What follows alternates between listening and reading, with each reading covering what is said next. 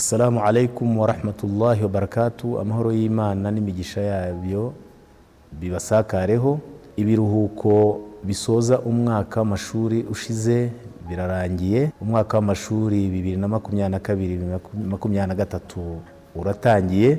Turifuriza abanyeshuri kuzagira amasomo meza ndetse no gukurikira ibyigwa mu mahoro no mu mutekano. Tunabibutsa yuko bibuka kwandikisha abana bageze igihe cyo kwiga ndetse n'ababandi batigeze bagana ishuri. Umuryango w'Abayisilamu mu Rwanda ndetse n'inzego bwite za leta twiteguye kuzakira abanyeshuri neza. Niyo mpamvu ibikenerwa byose kugira ngo abanyeshuri bazashobore kwiga neza byamaze gushyirwa mu buryo. Tukaba duhamagarira rero ababyeyi ndetse n'abanyeshuri kuzubahiriza kugera ku ishuri hakiri kare kugira ngo bashobore gukurikirana amasomo yabo neza.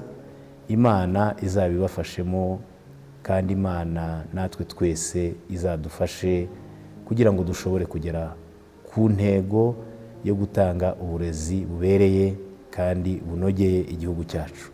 Mugire amahoro y'Imana n'imigisha yayo.